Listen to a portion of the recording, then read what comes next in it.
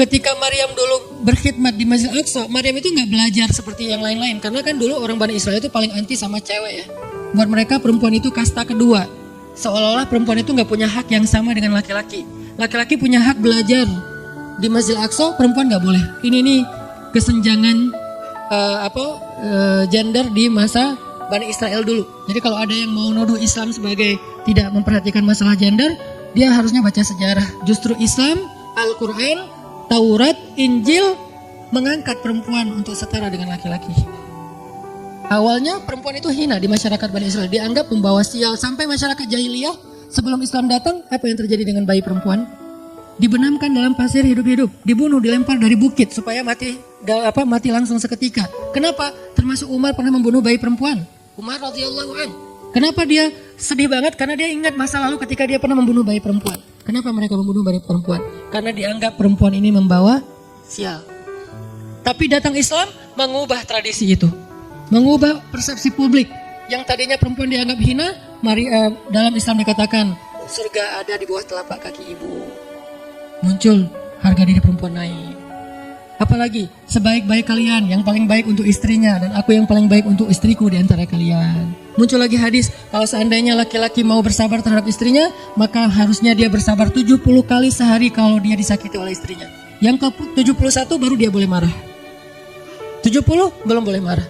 Jadi perempuan, ibu-ibu, istri kalau mau bikin suaminya sebel sampai 69 atau 70 boleh lah. Tapi yang ke 71, nah ini udah layak dimarahin. Tapi kan nggak pernah ada sampai 70 kan? Paling juga 10%-nya lah, 7 kali sehari. Dan itu istiqomah setiap hari. Hari ini kok kamu gini lagi sih, kemarin udah beda hari, jadi beda hitungannya, 0 lagi mulai dari awal. Tapi nanti ada hadis penyeimbang. Nabi itu kan bijaksana banget. Yang diajarin bukan cewek doang, cowok juga diajarin. Ketika hadisnya supaya memuliakan perempuan ada, nanti ada lagi hadis laki-laki. Seandainya seorang perempuan menjilat luka dan darah dan nanah di tubuh suaminya, itu belum bisa membayar satu saja kebaikan suami kepada dia. Jadi menjilat lukanya aja belum bisa bayar kebaikan, terus ngapain marah-marah coba. Sehingga dua-duanya ada nasihat. Untuk suami, kalau istrinya lagi ngambek, namanya juga lagi sedih, ya udah kamu sabar aja 70 kali. Untuk istri, jangan ngambek, karena kalau kalian berbuat baik aja belum bisa bayar kebaikan mereka. Terus gimana dong Ustaz? Ya udah, sekarang solusinya adalah sama-sama mengambil sisi baiknya. Kayak gitu nasihat Nabi. Makanya saya agak kurang setuju kalau khutbah Jumat itu memakai hadis menjilat darah dan nanah, karena yang dengar suami. Wah bener nih khutbah Jumat, saya senang banget khutbah Jumat hari ini. Pulang-pulang, mah tadi khutbah Jumat keren banget nih mah, kebenaran aku catat nih mah. Gak bisa. Kalau khutbah Jumat pakailah hadis sabar 70 kali, menasihati suami. Kalau majelis taklimnya ibu-ibu, masalah tadi seandainya saya boleh menyuruh manusia sujud kepada manusia, saya suruh sujud istri kepada suami. Masing-masing ada hadisnya, jangan disilang. Ini gak bijak dalam ceramah, karena harusnya memberi nasihat yang bisa memperbaiki, bukan menambah tuntutan baru.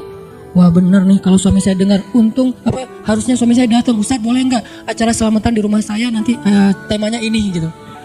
Kalau perlu ngundang Ustadz yang dia kenal, request dulu untuk ngemojokin pasangan, ini nggak bijak. Balik lagi ke cerita tadi, Maryam tuh pintar banget, cerdas banget. Dari kecil dia udah hafal Taurat. Ibarat anak sekarang hafal Quran. Dan lebih sulit ngafal Taurat daripada Quran. Kenapa? Karena bahasa Al-Quran itu sastra banget, jadi ngafalnya itu kayak ngafal syair. Itu aja udah susah kan?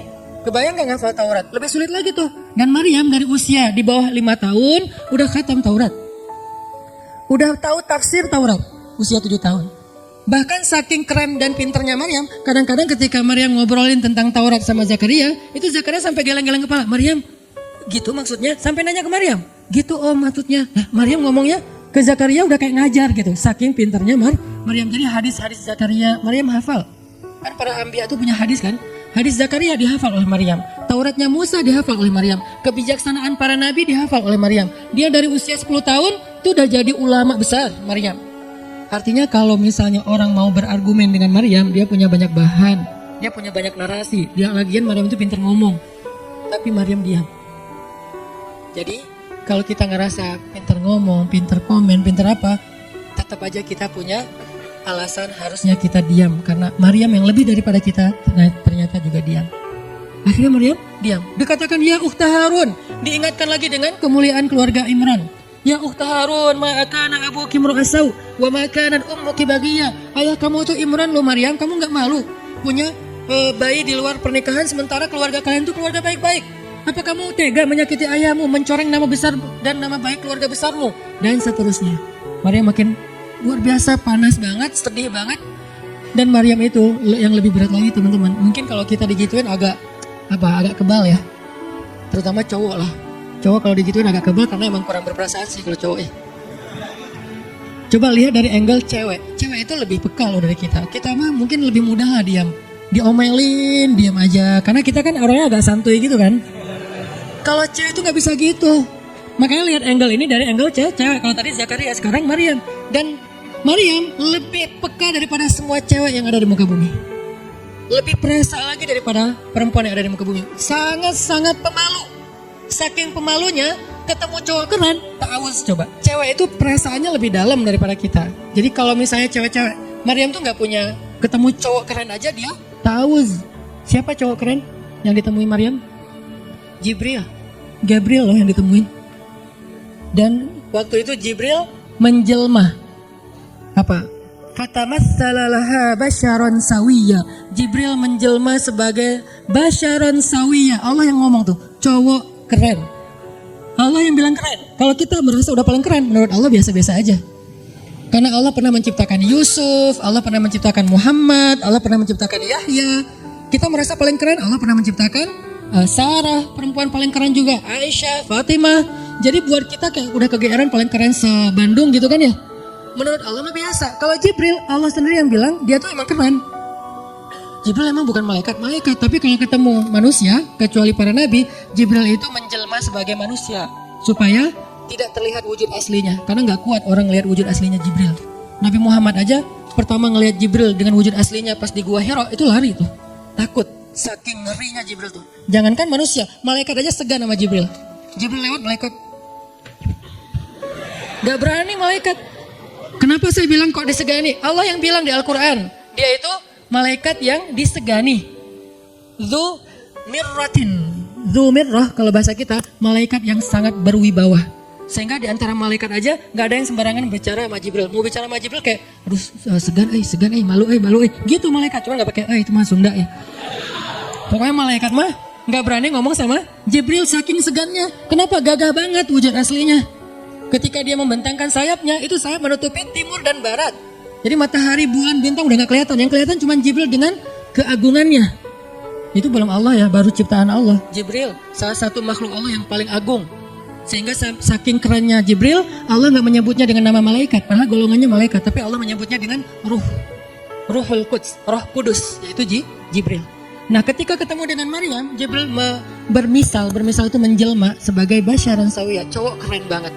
Saking kerennya Jibril, Umar aja terkesima ngeliat Jibril. Pernah Jibril datang ngajarin iman, Islam, ihsan kepada Nabi Muhammad, dan Umar ngelihat Jibril terkesima, nggak bisa ngomong, diem aja, benar-benar speechless banget nih Umar. Jibril udah pulang, baru Nabi nanya, Umar tahu nggak itu siapa? Hah, apa Rasul? Gitu. Saking masih kayak terkesima, apa Rasul? Tahu nggak barusan siapa? Siapa ya Rasulullah? Saya nggak kenal orang itu, kok keren banget. Kata Rasul, itulah Jibril. Masya Allah itu Jibril. Ya Alhamdulillah bisa ngeliat Jibril langsung, tahu gitu tadi. Gitu ya. Kalau bahasa kita mah udah langsung pengen foto-foto kan sama Jibril. Kebayang nggak cowok sekarang lihat Jibril? Baru lihat apa artis Korea aja kita udah kayak gimana kan, BTS atau apa, udah segala macam, udah guling-guling, udah gigit jari. Baru BTS doang. Kadang-kadang nggak ngeliat BTS langsung, cuma lihat di TV doang, udah aku nggak bisa gini, aku nggak bisa gitu kan ya. Belum ketemu Jibril loh. Jadi nggak ada lah artis sekarang Jibril. Baru Yusuf aja udah pada ngiris tangan, belum malaikat.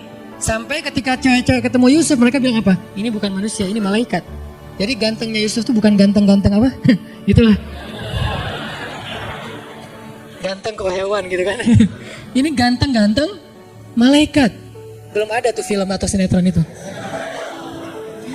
Yusuf itu ganteng-ganteng ganteng-gantengnya tuh malaikat. Levelnya tuh level malaikat. Jadi kalau ada Jibril, ada Yusuf kayak, nih yang mana Yusuf, mana Jibril ya? Keren dua-duanya. Nah Jibril datang ketemu Maryam bukan di atas panggung rame-rame, berdua, coba intimate banget kan. Kalau di atas panggung teriak-teriak gak keren lah, biasa aja. Ini tuh berdua, private banget. Di satu ruang kecil, berdua gak ada yang tahu. Tiba-tiba Jibril berdiri di depan Maryam, senyum dengan khas senyumnya malaikat yang mematikan gitu. Maryam pas buka mata lagi zikir ngelihat Jibril depan matanya keren banget. Langsung Maryam bilang apa? A'udzubillah. Cia. Wibawa banget kan Maryam? A'udzubirrahmani minka in kunta taqiyya. Jadi emang elegan sih orang-orang soleh itu. Dia langsung nunduk, dia bilang A'udzubirrahmani minka in kunta taqiyya. Aku berlindung kepada Allah yang Maha Rahman. Kenapa ngomongnya Rahman? Karena keren. Kalau enggak keren, A'udzubillah. Karena keren, A'udzubirrahman. Tapi masih ta'awuz, cuman pakainya Rahman karena Allah tuh Maha Pengasih yang udah bikin kamu tuh keren. Diksinya luar biasa ya. Maryam nggak bilang A'udzubillahi minasyaitonirrajim. Enggak, ini enggak layak dibilang syaitan. Ini terlalu keren. Jadi nggak bisa A'udzubillah. A'udzubirrahman. Berarti Maryam tuh pinter. Sampai dia bisa memilih diksi Asmaullahil Husna. Dia nggak pakai diksi Allah, dia pakai diksi Ar-Rahman. Karena yang datang itu wajahnya tuh wajah orang baik, tapi keren. Akhirnya A'udzubirrahmani minka in kunta taqiyya, kata Maryam. Jibril juga elegan, paham maksud Maryam. Maksudnya, kamu siapa? Itu pertanyaannya. Maryam gak nanya, kamu siapa ya? Enggak gitu. Kan kayak culun-culun, kayak caper gitu kan. Kamu siapa ya? Aku ada salah sama kamu. Enggak gitu sih Maryam ngomongnya. Saking elegannya Maryam, dia nanya kamu siapa tapi pakai kalimat zikir. Keren gak sih? Kita kadang-kadang zikir A'udzubirrahmani minka in kunta taqiyya. Artinya apa Mbak? Sama-sama gak elegan ya. Kalau Maryam sama Jibril dua-duanya elegan. Bahasa orang elegan itu emang banyak kode sih. Jadi kita mah yang polos-polos kayak gini, yang remeh-remeh rempeyek gak jelas gini, ya gak akan paham kalau gak baca tafsir. Makanya kalau mau theater of mind, baca Quran itu pakai tafsir, pakai kisah, baru kita ngerti kondisinya. Oh gitu banget ya, dahsyat banget ya kejadian waktu itu. Jibril datang dengan wujud yang keren ya. Maryam pengen nanya kamu siapa? Kok tiba-tiba masuk ruangan saya? Tapi bahasanya A'udzubirrahmani minka in kunta taqiyya. Aku berlindung kepada Allah yang Maha Baik darimu kalau kamu takut kepada Allah. Maksudnya kamu siapa? Takut gak kamu sama Allah? Baru Jibril mengatakan, saya adalah utusan Allah, berarti malaikat, untuk memberi kabar kepadamu kalau kamu akan punya anak. Baru Maryam melihat, gimana saya punya anak? Ya udah ada obrolan nih. Dan mereka udah biasa aja, oh Jibril saya kira siapa, udahlah gak mungkin. Artinya udah kayak gitu nih kesolehan Maryam.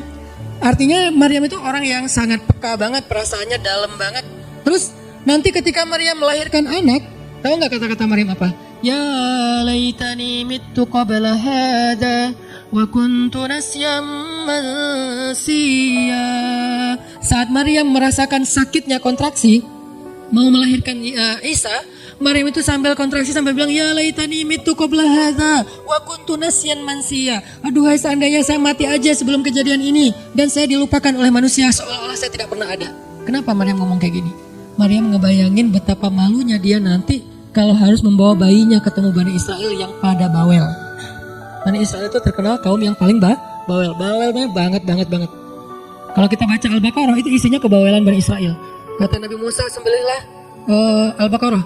Al-Baqarah itu kan banyak, yang warna apa? Cari yang warnanya bersih. Yang bersih kan juga ada belang-belangnya nggak dikit. Terus yang beratnya berapa kilo, yang dari mana? Dari Bali atau NTB atau dari mana? Bawel banget. Udahlah, cari aja seekor sapi, sembelih beres. Tapi nanya lagi, bertele-tele. Itulah Bani Israel. Dan Maryam tahu banget karakter kaumnya. Jangankan dengan fitnah kayak gini nih, ketemu Nabi yang udah menyampaikan hal yang benar aja, itu di debatnya tuh habis-habisan. Apalagi dengan kondisi Maryam. Makanya Maryam takut banget, dia nggak kuat menanggung malu. Kalau kita mungkin masih kuat lah nanggung malu. Kadang-kadang malah malu-maluin gitu kan. Kalau Maryam nggak kuat nanggung malu. Berarti orang yang seperti ini harusnya kan berat banget untuk diam kan. Nggak akan kuat diam, harusnya dia ngomong gitu, dia belain diri. Tapi Maryam itu sisi lainnya adalah perempuan yang mukminah, siddiqah, sangat yakin sama Allah. Allah suruh diam, ya udah diam. Gimana pun dihujat, diam. Kata Allah diam. Ya Allah mereka bilang saya itu berzina, diam. Ya Allah bilang ini anak haram, ini anak saya nih, anak yang mulia. Anak yang satu-satunya ketika lahir nggak disentuh setan di antara manusia loh. Satu-satunya manusia ketika lahir nggak disentuh setan. Nabi Muhammad setannya malah diislamkan. Beda, kerannya itu beda. Kalau Isa nggak disentuh setan. Kalau Nabi Muhammad setannya malah masuk Islam. Masing-masing punya keistimewaan lah. Tapi satu-satunya manusia yang lahir nggak disentuh setan cuma Isa. Kita semuanya pernah disentuh. Lahir langsung. Apa sih lo datang ke dunia nggak nama-namain kerjaan gua gitu kan? Kita nih orang biasa. Jadi pas lahir tuh udah ada langsung setan bisik-bisik. Yuwas bisufi sudurinas. Makanya disuruh azan kan. Karena kenapa? Biar nggak dibisikin sama setan. Dan kalau bisa suara azan kita harus lebih lembut daripada suara setan. Karena setan juga kayak nge-tricky gitu. Saya ibu kamu. Anak bayi dinina bobokan sama setan, hiduplah iblis gitu-gitu kan.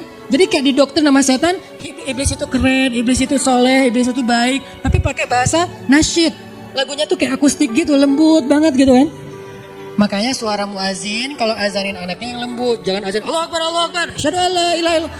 Dia malas ke masjid nanti kalau udah dewasa. Kenapa? Gue malas banget dengan suara ini nih. Salahnya siapa coba? Salah ayahnya.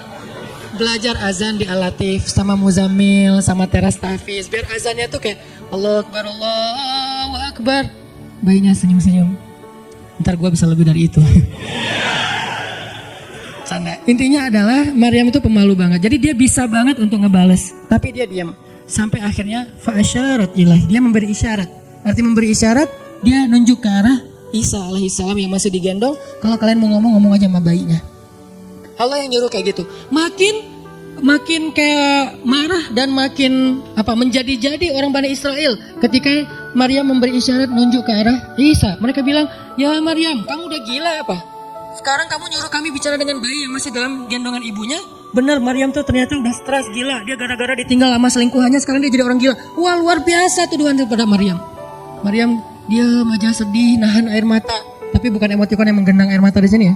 Nahan aja air mata sampai kemudian Allah datangkan keajaiban, jadikan bayinya bicara. Qala, Isa bicara. Panjang lagi omongannya Isa. Ibuku ini baik, ibuku begini-begini, saya itu hamba Allah, saya itu anak yang suci, saya itu begini sampai beres. Baru mereka pada pulang karena mereka merasa terbantahkan semua tuduhan palsu mereka kepada Maryam. Masuklah Maryam, disambut mulia oleh beberapa orang. Maryam itu perempuan mulia. Allah mendatangkan dia sebagai keberkahan. Tadi dituduh pembawa sial, sekarang disebut pembawa berkah. Mulailah Maryam terkenal. Isa dididik. Kemana Isa pergi? Anak-anak kecil segengnya Isa pengen jadi temannya Isa. Gue temannya Isa lo, gue temannya Isa lo. Gak lama kemudian Isa jadi temannya Yahya. Ketika dia udah bisa main sama Yahya, main berdua sama Yahya. Kemana-mana berdua. Yahya, Isa. Tapi usianya agak jauh berbeda. Ketika Yahya udah masuk SD, Isa barulah lahir. Jadi kayak agak sekitar 7-10 tahun lah kurang lebih. Mereka jarak usianya. Tapi pas Isa udah remaja, mereka udah nyambung ngobrol. Nah, kelebihan masing-masing, kalau Yahya ini penghafal kitab Taurat, datang Isa, Yahya menghafal kitab Injil. Yahya Nabi, Isa Rasul. Satu level di atas Nabi. Kalau Nabi mengikuti ajaran Rasul sebelumnya. Kalau Rasul membawa ajaran baru. Jadi sebelum Isa lahir, Yahya mengikuti ajaran Musa dengan kitab Tauratnya. Setelah Isa lahir, Yahya mengikuti ajaran Isa dengan kitab Injilnya. Jadi bisa dibilang Nabi yang mengikuti dua ajaran Rasul, Yahya alaihissalam. Dia menghafal dua kitab suci sekaligus, Taurat dan Injil. Perempuan Maryam radhiyallahu anha, dia menghafal kitab Taurat dan Injil dari anaknya sendiri. Inilah kisah Maryam yang mendapatkan keajaiban dengan cara diam. Terakhir, kisah Nabi Muhammad SAW ketika beliau bahasa lebih tepatnya dalam tanda petik ya, biar nggak bisa disalahin, kayak didiemin lah sama istri-istri beliau gara-gara istri-istrinya ngambek.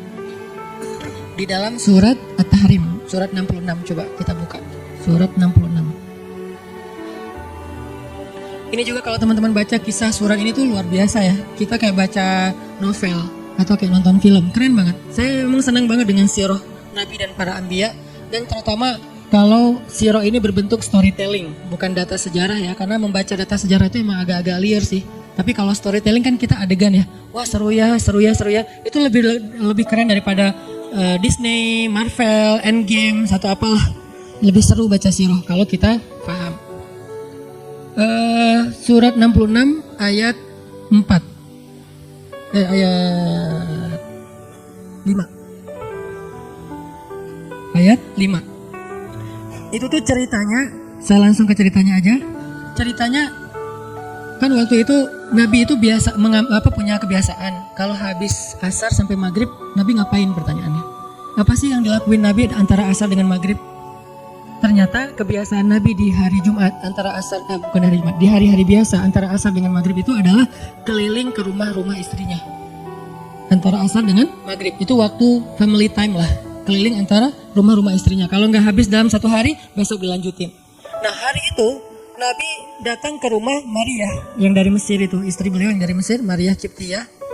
Dan lama di rumah Maria, nggak pulang, nggak pindah-pindah gitu. Sementara Hafsah sama Aisyah udah nungguin Nabi di rumahnya Aisyah berdua. Karena emang Hafsah sama Aisyah ini kan ngegeng banget ya berdua ya, kayak soulmate banget lah. Walaupun sama-sama istri Nabi, tapi mereka kayak fair berdua tuh nggak ada masalah. Kalau yang dengan yang lain mereka cemburu.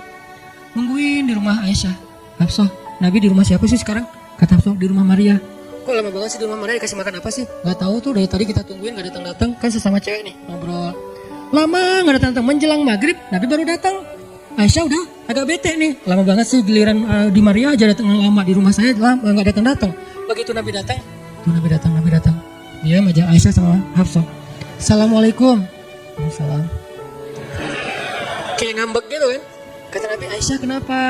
Hafsah kalian kenapa? Kata Aisyah, ya iyalah sedih. Kok di rumah Maria lama banget, dikasih makan apa sih, enak ya? Kata Aisyah. Enggak makan apa-apa, cuma minum madu. Oh, kata Hafsah, pantesan kok bau mulutnya nggak enak, pasti madunya nggak benar tuh di sana tuh. Iya nggak benar, jangan minum madu lagi, kata Aisyah. Kata Nabi, ya udah mulai sekarang saya nggak akan minum madu lagi. Demi apa? Menyenangkan hati Aisyah. Aisyah langsung yes, Nabi nggak akan minum madu lagi demi saya. Berarti saya kan istimewa banget. Kenapa bisa istimewa? Karena aslinya Nabi itu hobi banget minum madu. Kayak saya mungkin senang minum kopi, tapi demi istri, mulai sekarang saya nggak akan ngopi lagi. Kan istri saya ngerasa, wah demi aku tuh dia nggak mau ngopi lagi, kan keren kan? Akhirnya Aisyah ngomong ke istri-istri yang lain, kalian tahu nggak? Kata Aisyah, kayak ngomong di grup gitu kan? Tapi grupnya bukan grup WhatsApp, grup mereka gitu. Kalian tahu nggak? Nabi sekarang nggak akan minum madu lagi loh. Kenapa? Karena aku. Wah keren ya Aisyah, istimewa banget ya, sampai Nabi rela nggak minum madu, paham madu itu baik, Nabi senang juga demi Aisyah. Ya demi aku gitu. Akhirnya Aisyah bahagia. Allah nggak ridho. Begitu Nabi ngomong kayak gitu, Allah turunkan ayat pertama surat At-Tahrim. Ya ayuhan Nabi. Jibril langsung turun. Ya Rasulullah, ada pesan. Ada pesan tuh dari Allah. Kata Rasulullah, pesan apa Jibril? Nih, ya ayuhan Nabi. Lima tuharrimu ma ahallallahu lak tabtaghi mardhata azwajik. Kenapa engkau mengharamkan apa yang Allah sudah halalkan bagimu? Hanya pengen menyenangkan hati istrimu, wahai Rasul. Astagfirullah, salah ngomong saya. Mengharamkan yang Allah halalkan. Astagfirullah ya Allah, mulai sekarang saya akan minum madu lagi. Astagfirullah, maafin saya ya Allah. Jibril balik ke Allah, kasih tahu Nabi akan minum madu lagi. Nabi ngomong ke istri-istri, ngumpulin semuanya, kecuali Aisyah. Semuanya dikumpulin. Ada Hafsah di situ. Wah istri-istriku, maaf ya, aku salah ngomong kemarin di depan Aisyah. Sekarang aku akan meralat. Mulai sekarang aku akan minum madu lagi di rumah-rumah kalian. Jadi kalau sore aku lagi datang, siapkanlah madu seperti biasanya. Terus istri-istri Nabi ngerasa, Masya Allah Nabi sekarang minum madu lagi demi kita. Gitu kan ya. Kan antara mereka kan saling pengen nunjukin siapa yang paling istimewa kan. Demi kita sekarang Nabi udah minum madu lagi. Nabi sampai meralat kata-katanya. Akhirnya ternyata kalimat itu sama Hafsah disampaikan ke Aisyah. Kalau bahasa sosmed kita di capture, di forward. Kan bahaya banget kan. Disampaikan ke Aisyah. Aisyah tuh lihat Nabi sekarang minum madu lagi loh. Demi siapa coba? Demi kami. Aisyah, innalillah, jadi Nabi gini. Cuman Aisyah gak sampai ngomong kayak kita. Dasar ya cowok dimana aja sama. Itu mah kata-kata cewek sekarang ya. Kalau Aisyah kan elegan kan gak ngomong gitu. Akhirnya pas Nabi datang Aisyah diam. Kata Nabi, Aisyah kenapa? Oh jadi gitu. Di belakang ternyata sekarang minum madu lagi. Hah? Nabi langsung datangin sama Jibril. Rasulullah tahu gak kenapa mereka rame-rame sekarang? Siapa yang ngasih tahu nih ke Aisyah? Jibril ternyata jadi pendengar. Makanya jangan macam-macam deh sama Nabi. Ada Jibril, ada Allah kan susah gitu membuat rahasia. Tahu nggak Rasulullah kenapa Aisyah ngambek? Kenapa wahai Jibril? Gara-gara Hafsah ngebocorin rahasia Nabi kepada Aisyah. Oh ini kerjaan Hafsah, kata Nabi. Oke, Hafsah. Panggil nih Hafsah. Dipanggil Hafsah, kata Nabi, Hafsah, kamu udah membocorkan rahasia saya. Ini menurut sebagian tafsir. Memang ada banyak tafsir sih. Salah satu tafsirnya kayak gitu. Hafsah, kamu udah membocorkan rahasia aku.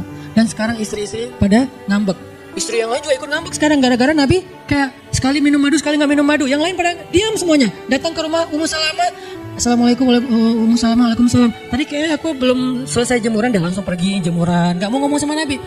Maria, Assalamualaikum. Waalaikumsalam. Kayaknya tadi aku lagi sibuk nyetrika deh. Jadi nggak ada yang mau ngomong sama Nabi. Diam semuanya. Nabi kan jadi sedih kan. Gara-gara siapa coba? Gara-gara Hafsah. Akhirnya Nabi bilang, Hafsah, aku kecewa banget dengan sikap kamu. Kamu nggak jaga rahasia aku. Sekarang aku antar kamu pulangnya ke rumah Umar. Bahasa lainnya diceraikan. Hafsah dicerain sama Nabi. Kerennya Hafsah pas digituin, dia cuma nangis. Dia nggak bilang, ya Rasulullah, Rasul tega nyerahin saya, tuh saya gimana? Gitu. Enggak. Rasulullah cuma masalah madu doang, cuma masalah capture dan saya forward doang kayak gitu udah langsung diceraikan. Tega banget sih Rasulullah. Rasulullah nggak punya hati apa? Enggak. Hafsah tuh diam. Ini nih keajaiban diam yang lain ya. Diceraikan sama Nabi. Innalillah, astagfirullahaladzim. Hafsah yuk kita pulang ke rumah Umar. Ya Rasulullah pulang aja. Baik banget nih Hafsah, soleha banget. Jadi by the way emang semua istri Nabi itu soleha, cuman namanya perempuan kadang-kadang muncul sifat dasarnya mereka cemburu, mereka sedih, mereka baper. Tapi itu manusiawi dan perempuan yang soleha pun merasakan hal itu. Hafsah pulang ke rumah Umar. Assalamualaikum, waalaikumsalam. Dibuka sama Umar. Ya Rasulullah. Hafsah langsung masuk ke kamarnya. Hah? Ya Rasulullah, anak saya bikin salah apa? Pasti dia nyakitin Rasulullah ya. Maaf ya Rasulullah. Langsung Umar marah-marah. Hafsah, kamu ngapain sama Rasulullah? Hafsah diam aja. Dimarahin habis-habisan sama Umar. Umar tahu sendiri sayang banget kan sama Nabi. Ketika ada masalah antara Nabi dengan anaknya, pasti yang dimarahin anaknya, bukan Nabi. Nabi pulang, Hafsah diomelin sama Umar. Diam aja, nggak ngomong apa-apa. Diam. Akhirnya Jibril turun. Ya Rasulullah, ada pesan dari Allah. Apa wahai Jibril? Di surat At-Tolak, surat putus. Kan At-Tolak itu artinya diputusin. Bahasa ini pesantrennya dicerai. Turun surat At-Tolak. Kata Jibril, Allah nyuruh kamu raji'ha ya Rasulullah, raji'ha innaha qawwamah sawwamah fa innaha min azwajika fil jannah. Wahai Rasulullah, rujuk Hafsah. Disuruh rujuk. Allah nggak reda Rasul menceraikan Hafsah. Tahu nggak kenapa Allah begitu membela Hafsah ketika Hafsah ada masalah dengan Rasul? Salah satunya karena Hafsah diam. Harusnya Allah ngebela Rasul, Umar aja ngebela Rasul, sahabat-sahabat ngebela Rasul karena Rasulullah selalu benar. Tapi Allah ngebela Hafsah. Kenapa? Karena Hafsah diam, sebegitu ajaibnya diam. Sampai ketika ada seorang perempuan bermasalah dengan kekasih Allah, Allah malah membela perempuan ini, bukan kekasihnya. Raji'ha ya Muhammad, rujuk Hafsah. Dia itu istrimu di dunia dan di surga. Akhirnya Rasulullah, jadi saya rujuk wahai Umar. Ya Hafsah masih nangis di kamarnya. Balik lagi Rasulullah naik onta ke rumah Hafsah. Assalamualaikum, waalaikumsalam. Ya Rasulullah udah saya marahin tuh. Hafsah kata Umar, udah nggak apa-apa Rasulullah, udah nggak usah bersedih, udah saya marahin habis-habisan dia tuh. Kata Rasulullah, Umar, aku pengen ngomong sama Hafsah. Ya Rasulullah jangan, biar saya aja ngomong. Dia emang gak bisa ketemu sama Rasul. Ya Umar, aku pengen ketemu sama istriku. Hah, istrimu? Hafsah, itu Rasulullah. Keluar lagi Hafsah. Soleha banget, lembut banget. Keluar. Ada apa ya Rasul? Hafsah tuh gak marah-marah. Ada apa Rasul? Hafsah, aku pengen ngomong sama kamu. Umar dia bingung. Kata Rasulullah, Hafsah, aku ingin ajak kamu balikan. Romantis gak sih? Rasul pengen ngajak Hafsah balikan. Kok balikan sih Ustaz? Ya rujuk kan balikan. Rujuk artinya kembali ya, balikan. Hafsah balikan yuk. Umar bingung. Hah, balikan? Hafsah, Allah yang nyuruh aku untuk merujuk kamu. Umar makin bingung. Hafsah, kamu keren banget. Sampai Allah belain kamu gitu. Kata Nabi, Hafsah, Allah turunkan ayat khusus tentang kamu di surat ini. Umar makin bingung. Sampai turun ayat, Masya Allah, anakku ini subhanallah, Masya Allah gitu kan ya. Akhirnya, ya Rasulullah, Allah sampai turunkan ayat tentang masalah ini. Alhamdulillah, Hafsah sujud syukur, Hafsah nangis. Hafsah langsung meluk Rasul. Umar, aduh, gimana nih? Udah beres gitu, Hafsah dibawa pulang sama Rasul. Boncengan berdua. Hafsah boncengan sama Rasul. Naiklah mereka, mobil mereka yang bermerek onta itu. Gimana cara pulangnya? Di depan rumah Umar, Rasulullah langsung berlutut, langsung ngasih tangan buat Hafsah. Hafsah megang tangan Nabi, injak lutut Nabi, naik ke atas onta. Itu tuh romantis banget. Lalu Rasulullah bonceng Hafsah. Tadi kan cerita Hafsah dicerai sama Nabi itu kan heboh di grupnya istri-istri Nabi kan. Hafsah dicerai loh. Oh jangan-jangan kita juga dicerai. Soalnya Nabi udah gak mau ngomong sama kita. Astagfirullah. Jadi grup Nabi, istri-istri Nabi itu pada khawatir kalau mereka juga sama nasibnya dengan Hafsah. Pada bingung. Tapi tiba-tiba mereka ngelihat Hafsah pulang ke rumahnya dibonceng Nabi. Itu tuh langsung trending loh. Istri-istri Nabi, tahu nggak tuh Hafsah dirujuk sama Nabi sampai turun ayat di surat Al-Fatihah. Oh gitu. Wah Hafsah keren banget ya. Wah istri-istri Nabi pada cemburu pada Hafsah. Diturunkan Hafsah, yang lain pada ngintip Hafsah. Sampai masuk ke rumahnya, Nabi beres di rumah Hafsah, keluar masuk ke masjid, dia di masjid. Istri yang lain Nabi nggak mau ngomong. Aisyah, Ummu Salamah, Saudah, Maria, Sofia, siapa lagi? Yang Zainab bintu Jahsy, semuanya Nabi diamin, nggak mau diajak ngomong. Datang satu-satu, ya Rasulullah mau dibuatin minum apa? Astagfirullah, subhanallah. Datang lagi Aisyah, Rasulullah capek, subhanallah. Diam semuanya, nggak ada yang mau diajak ngomong sama Nabi.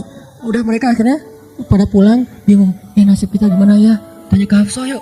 Sekarang Hafsah jadi kayak selebritinya. Hafsah. Pada datang ke rumah Hafsah. Hafsah bantuin kita dong. Sampai Aisyah aja yang tadinya kayak apa? Bisa bilang kayak pemimpin istri-istri Nabi kan? Aisyah paling cerdas, paling disayang sama Nabi. Sekarang Aisyah diam-diam ngomong, Hafsah bantuin dong, kita nih lagi digantung sama Nabi. Kata Hafsah, Hafsah sekarang kan kayak lagi di atas angin gitu. Kalian sih nyakitin Rasul, cie. Hafsah tuh kayak lagi masa-masanya Hafsah gitu kan. Hafsah gimana dong? Ya udah ngomong aja langsung sendiri. Rasulullah nggak mau ngomong sama kita. Ya udah coba minta tolong ke ayah kamu Aisyah, kan ayah kamu dekat sama Rasulullah. Akhirnya ngundang Abu Bakar, ya Abu Bakar baca deh tafsir dari ayat-ayat ini.